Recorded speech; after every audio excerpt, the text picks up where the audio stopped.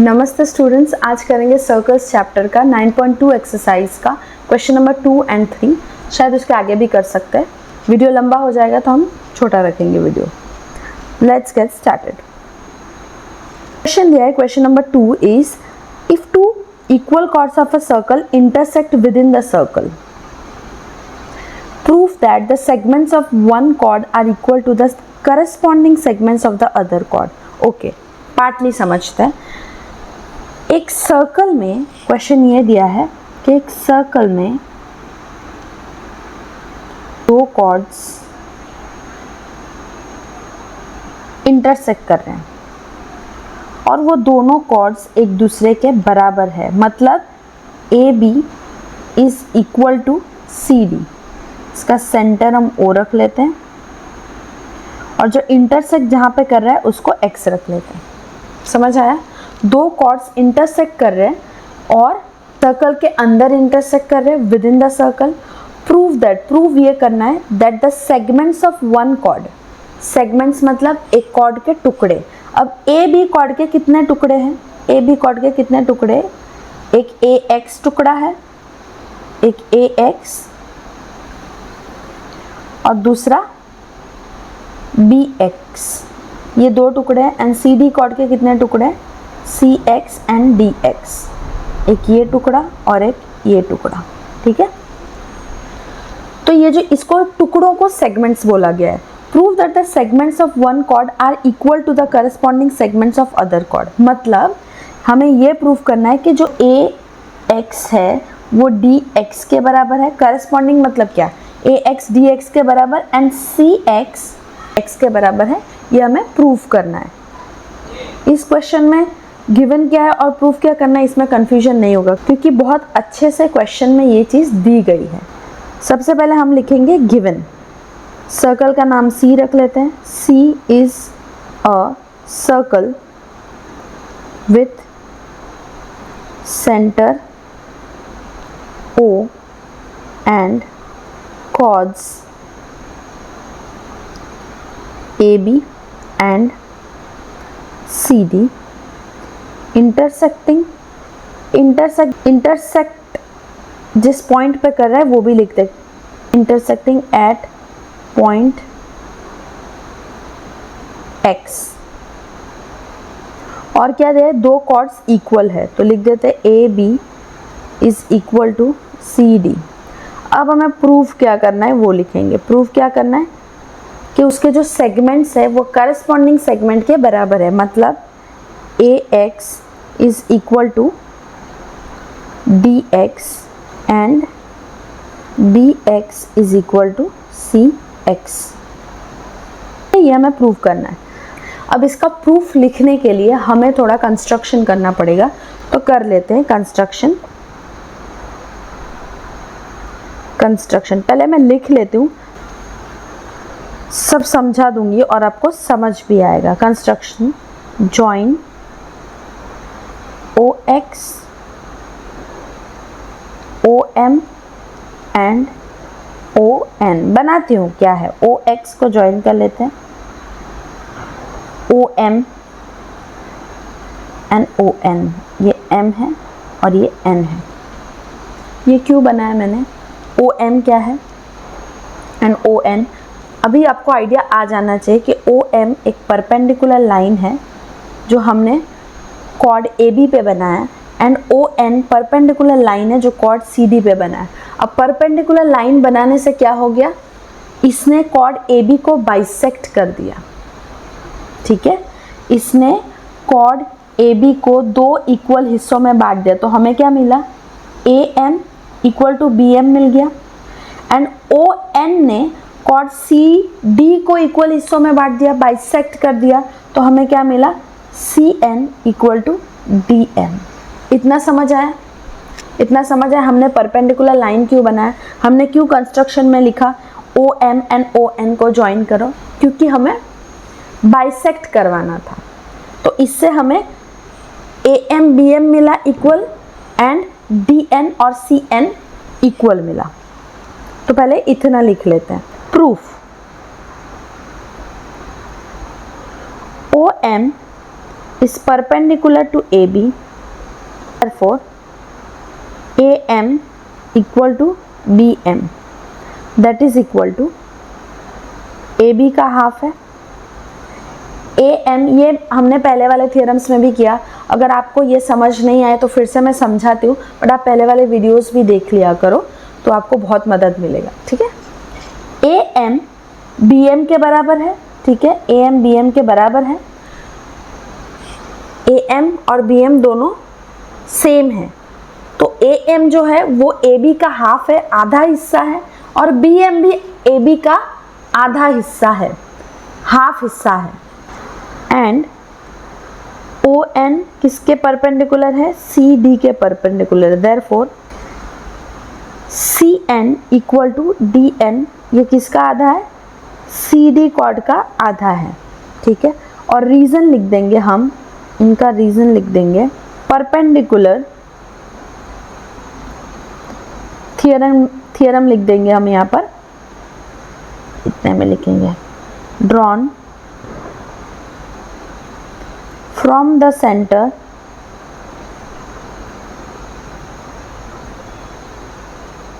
To a chord bisects the chord, ठीक है, ये chord को बाइसेक्ट कर रहा है। क्लियर है? इतना समझ आया? OM AB को बाइसेक्ट कर रहा है, मतलब AM और BM दोनों एक बराबर है। ON CD को बाइसेक्ट कर रहा है, मतलब CN और DN एक बराबर है। तो हम ये लिख सकते हैं कि जो AM वाला हिस्सा है वो पूरे AB का हाफ है, पूरे AB का हाफ पोर्शन है, एंड CN वाला हिस्सा है वो CD का हाफ पोर्शन है, एंड सेम BM AB का हाफ है, एंड DN CD का हाफ है, ठीक है। अब जबकि हमने यहाँ पर ये लिखा कि AB गिवन में लिखा कि AB CD के बराबर है, तो AB का हाफ हिस्सा CD के हाफ हिस्से के बराबर होगा, है कि नहीं? पूरा कॉर्ड AB CD कॉर्ड के बराबर है, तो AB का जो हाफ है, समझ लो हम पकड़ लेते AM, वो DN के बराबर होगा, है? यस होगा, तो लिख लेते हैं as AB equal to CD, therefore AB का हाफ विल बी CD का हाफ, वो भी दोनों बराबर होंगे। therefore AB का हम हाफ AM पकड़ लेते हैं, AM, एंड CD का हाफ हम DN पकड़ लेते हैं, और इसको इक्वेशन नंबर 1 लिख देते हैं, इसको इक्वेशन नंबर 1 लिख देते हैं। तो हमें ये मिला अब तक कि AM DN के बराबर है, and BM is equal to CN, इसको इक्वेशन नंबर 2 लिख देते हैं। तो इक्वेशन 1 2 से हमें क्या मिला? AM DN के बराबर है एंड BM CN के बराबर है। मुझे पता है डायग्राम बहुत गंदा हो गया, आपको समझाने में डायग्राम थोड़ा ख़राब हो गया, पर मैं फिर से बनाऊंगी। आपको इतना समझ आया?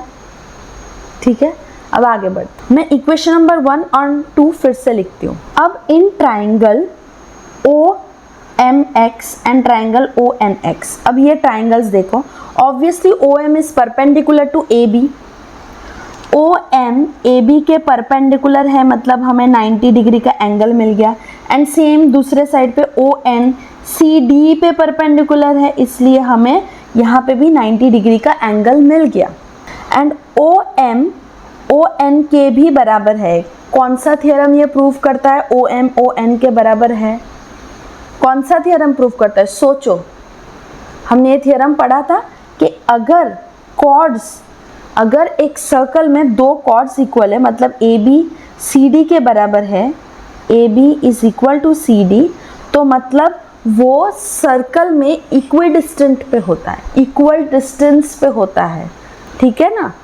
तो OM और ON का डिस्टेंस इक्वल है कि नहीं?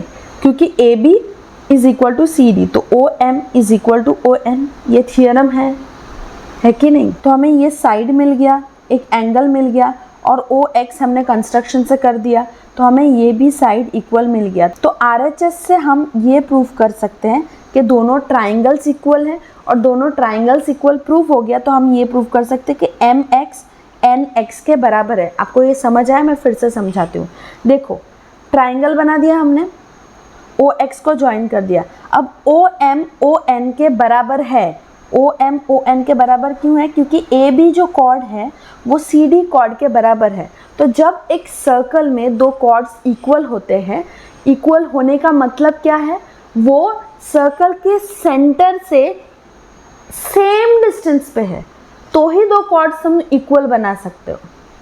तो सेम डिस्टेंस पे है तो ओ एम ओ एन के बराबर हो गया, है कि नहीं? अब नेक्स्ट, हम RHS से दोनों ट्राइंगल्स को इक्वल प्रूफ कर सकते हैं। कैसे? ओ एम ओ एन के बराबर हो गया, ये 90 डिग्री का एंगल मिल गया। एम और एन दोनों इक्वल है क्योंकि ये दो 90 डिग्री के एंगल्स हैं, है कि नहीं? क्योंकि परपेंडिकुलर है। ओ एम ए बी के परपेंडिकुलर है and O N C D के परपेंडिकुलर है। परपेंडिकुलर मतलब ही 90 डिग्री।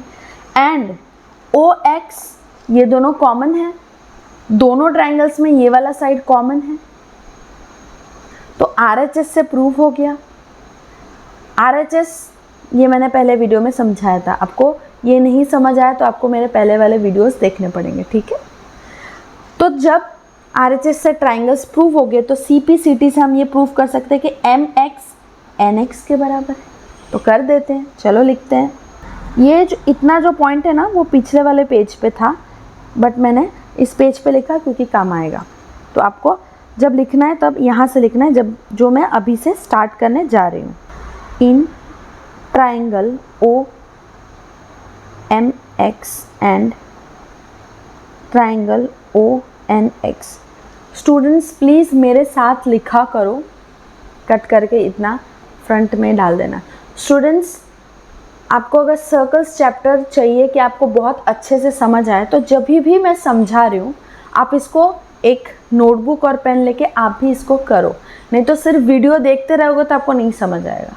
और समझ आएगा, आपको ऐसा लग रहा है कि आपको समझ आएगा, बट आपको एक्चुअल में नहीं समझ आएगा, ठीक है? बच्चे तुम लोग क्या करते हो? फ्री टाइम है, वीडियो देख रहे हो बस, हाँ समझ आ गया समझ आ गया समझ आ गया। और जब उसको एक्चुअली करने की बारी आती है तब ये डाउट वो डाउट, हज़ारों डाउट आ जाए। तो वो फ्री टाइम में आप जो वीडियोस खाली देख रहे हो उसमें आप क्या कर रहे हो? आपको आधा समझ आ रहा है, आपको आधा ही समझ आ रहा है। आपको लग रहा है कि सब समझ आया, बट आपको हाफ ही समझ में आ रहा है। तो आप क्या कर रहे हो कि वो वाला टाइम भी वेस्ट कर रहे हो, उस टाइम में आप कुछ और कर सकते हो, है कि नहीं? तो फालतू में वो टाइम वेस्ट क्यों करना? आप जब भी वीडियोस देखो तो एक नोटबुक और एक पेन लेकर बैठो, मेरे साथ सॉल्व करते रहो, ठीक है? तो ही आपको समझ आएगा। तो दोनों बार आपको टाइम वेस्ट करने की ज़रूरत नहीं पड़ेगी। पहले आप फ्री टाइम में देख रहे हो, जब करने बैठो तब नहीं आएगा, तो दो टाइम क्यों वेस्ट करो, एक ही बार में करो ना, ठीक है? तो in triangle OMX and ONX, angle M is equal to angle N, both 90 degree, OX equal to OX,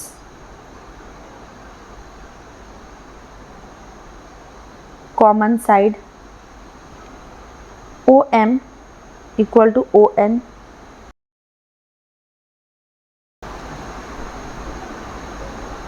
chords are equidistant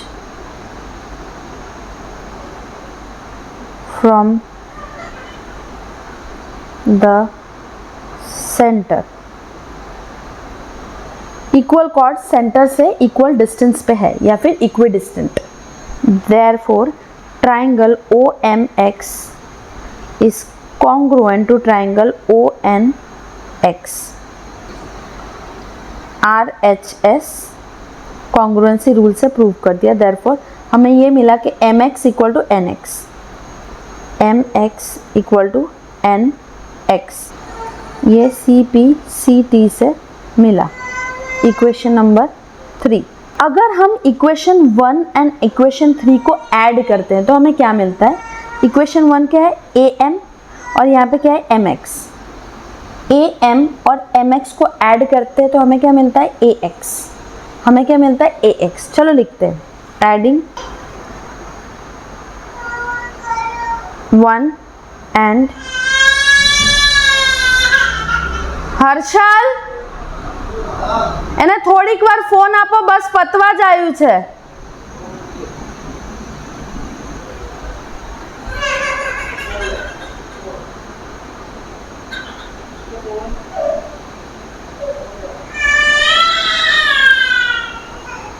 adding equation 1 and 3.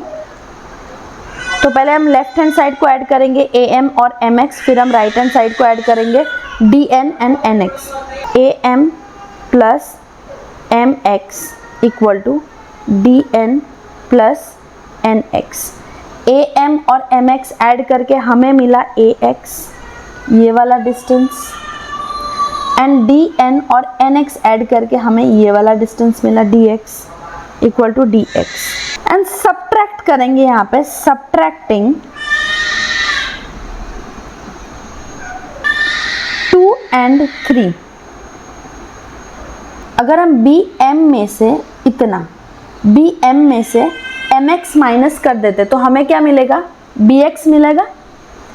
bm इतने डिस्टेंस में से mx को माइनस करते तो हमें मिलेगा bx. तो वही लिखते हैं bm minus mx equal to 3 क्या है, cn माइनस nx. तो bm में से इतना टोटल डिस्टेंस में से अगर इतना माइनस करेंगे तो हमारे पास बचा bx, तो हम bx लिख देते हैं. एंड cn में से, cn ये वाला डिस्टेंस में से nx को माइनस कर देंगे तो हमारे पास क्या बचा, इतने को काट देंगे तो हमारे पास cx बचा, c और x बचा हमारे पास. ठीक है, तो हमें मिल गया cx. तो देयरफॉर हमें क्या प्रूव करना था, therefore ax equal to dx and bx equal to cx. Hence proved. Okay, अच्छा लगे तो लाइक, शेयर एंड सब्सक्राइब कर देना. Bye, take care.